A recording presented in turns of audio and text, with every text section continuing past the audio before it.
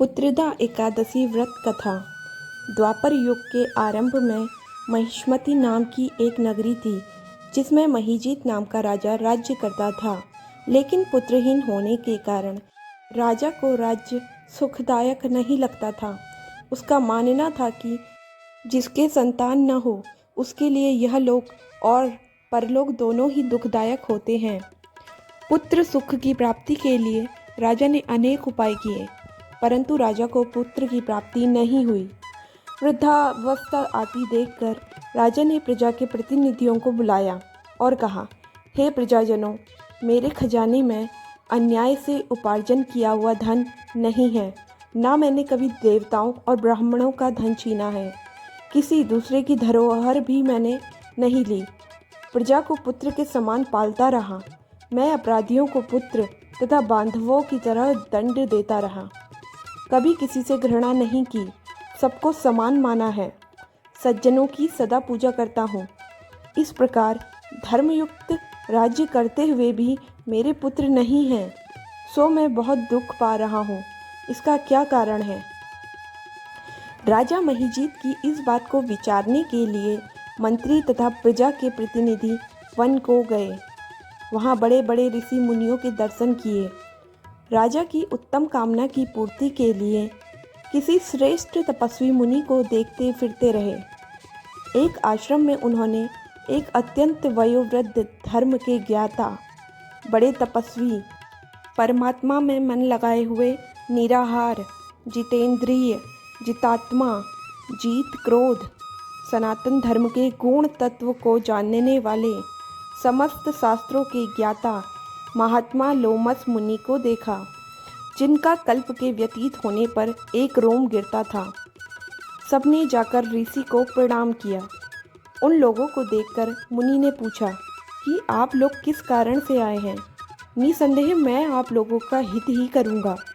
मेरा जन्म केवल दूसरों के उपकार के लिए हुआ है, इसमें संदेह मत करो। लोमस मुनि के ऐसे वचन सुनकर सब लोग बोले, हे महर्षि, आप हमारी बात जानने में ब्रह्मा से भी अधिक समर्थ हैं, अतः आप हमारे इस संदेह को दूर कीजिए। महिष्मतिपुरी का धर्मात्मा राजा महीजीत प्रजा का पुत्र के समान पालन करता है, फिर भी वह पुत्रहीन होने के कारण दुखी है। उन लोगों ने आगे कहा कि हम लोग उनकी प्रजा हैं, अतः उनके दुख से हम भी दुखी हैं। आपके दर्शन से हमें पूर्ण विश्वास है कि हमारा यह संकट अवश्य दूर हो जाएगा, क्योंकि महान पुरुषों के दर्शन मात्र से अनेक कष्ट दूर हो जाते हैं। अब आप कृपा करके राजा के पुत्र होने का उपाय बतलाएं। यह वार्ता सुनकर ऋषि ने थोड़ी देर के लिए नेत्र बंद किया और राजा के पूर्व जन्म का वृतांत जानकर कहने लगे कि यह राजा पूर्व जन्म में एक निर्धन वैश्य था। निर्धन होने के कारण इसने कई बुरे कर्म किए। यह एक गांव से दूसरे गांव व्यापार करने जाया करता था। एक समय ज्येष्ठ मास के शुक्ल पक्ष की द्वादशी के दिन मध्याह्न के समय वह एक जलाशय पर जल पीने गया, जबकि वह 2 दिन से भूखा प्यासा था। उसी स्थान पर एक तत्काल की ब्याही हुई प्यासी गौ जल पी रही थी। राजा ने उस प्यासी गौ को जल पीते हुए हटा दिया और स्वयं जल पीने लगा। इसलिए राजा को यह दुख सहना पड़ा। एकादशी के दिन भूखा रहने से वह राजा हुआ और प्यासी गौ को जल पीते हुए हटाने के कारण पुत्र वियोग का दुख सहना पड़ रहा है। ऐसा सुनकर सब लोग कहने लगे कि हे ऋषि, शास्त्रों में पापों का प्रायश्चित भी लिखा है, अतः जिस प्रकार राजा का यह पाप नष्ट हो जाए, आप ऐसा उपाय बताइए। लोमस मुनि कहने लगे कि श्रावण शुक्ल पक्ष की एकादशी को, जिसे पुत्रदा एकादशी भी कहते हैं, तुम सब लोग व्रत करो और रात्रि को जागरण करो, तो इससे राजा का यह पूर्व जन्म का पाप अवश्य नष्ट हो जाएगा। साथ ही राजा को पुत्र की अवश्य प्राप्ति होगी।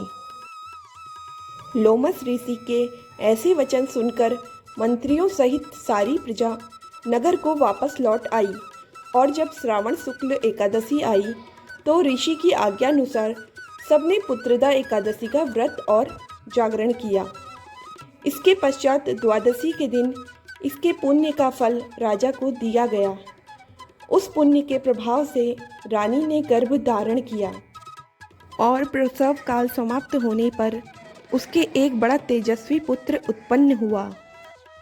इसलिए हे राजन, इस श्रावण शुक्ल एकादशी का नाम पुत्रदा एकादशी पड़ा। अतः संतान सुख की इच्छा हासिल करने वाले इस व्रत को अवश्य करें। इसके महात्म्य को सुनने से मनुष्य सब पापों से मुक्त हो जाता है और इस लोक में संतान सुख भोग कर परलोक में स्वर्ग को प्राप्त होता है।